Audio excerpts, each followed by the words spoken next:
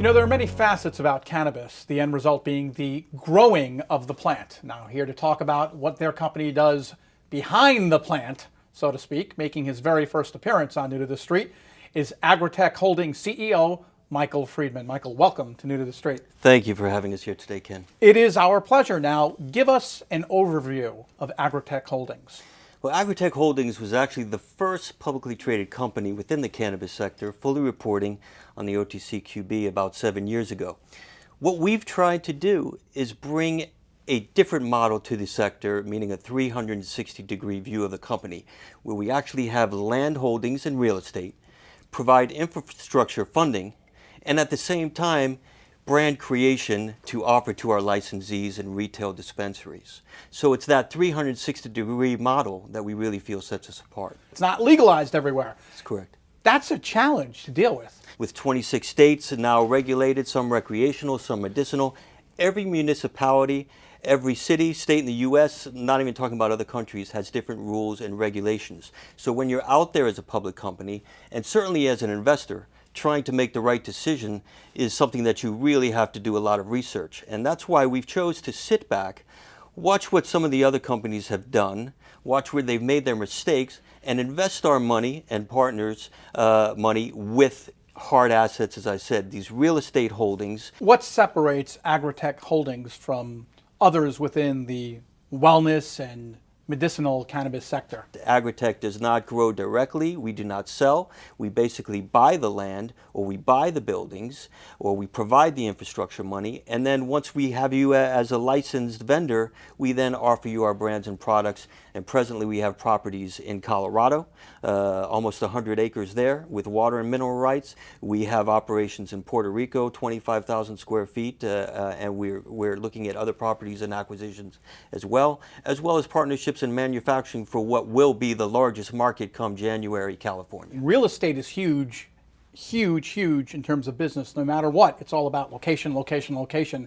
And with Agritech and the booming cannabis business, that builds up huge demand for growth. If you do it smart, which is what I've tried to do, make the right investments with as little money as possible, get equity interest in these operations, and create brand awareness, you're simply owning the store, have the tenant in the store, and then providing him with his inventory of accessories. Psychologically, as the CEO of a big company, how do you deal with such a fiscally booming business that you can't really hold your hand under the till and catch everything because of what's going on in Washington? I've never dealt with an industry where the next day you simply have to change the rules. So these investments that you make, everything could change within a month based on whatever municipality you're working in. And certainly the banking industry has not caught up to the $20 billion in growth that this sector is going to do next year.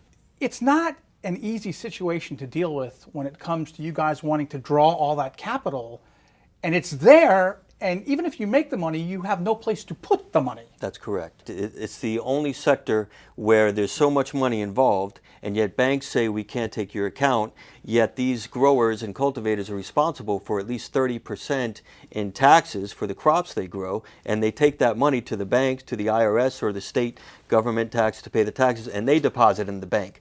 But you as the cultivator, or you as the retail guy with the dispensary that's trying to get an 80-year-old cancer patient, or somebody that's dealing with chemotherapy or glaucoma or epileptic seizures. It's terrible. You know, that's what these people are trying to do. And quite frankly, that's why I'm involved, you know, in this industry, and trying to let people know that this is a medicine. A lot of very respectable people, and doctors, attorneys, and senators, and our governments, both on the state and federal level, has come out that this is a medicine, this is real, this helps people. A fascinating angle of the industry we touched on off camera before was the hordes of cash these companies are making, and there's really no place to put them. So the natural segue becomes, where's the stash of the cash?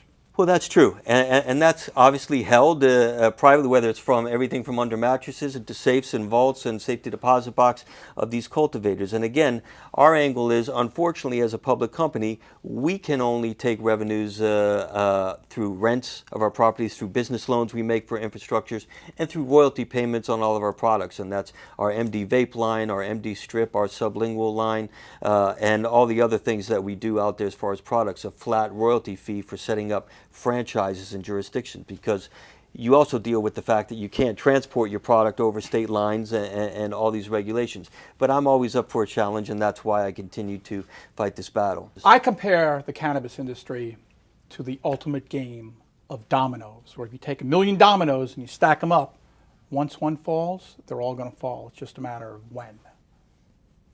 And then everybody's going to get paid, because that's what this is all about. What it comes down to is a deal between the drug companies and the banking, and somebody just to finally sign off. We have all these tax revenues coming into the states. They ought to be able to deposit their money. The people that are contributing to the new schools, the growth, to Colorado, to Nevada, to all these places, they ought to be able to get a corporate bank account. And that's where Agritek Holdings got its start. And we understand the banking industry from the mobile payment side to the credit card processing, and we're waiting for the green light to do that. Well, if people want to learn more about Agritek Holdings, the website is? agritechholdings.com. Michael Friedman, thank you very much for joining us. It's been my pleasure, Ken. Thank you. Our pleasure.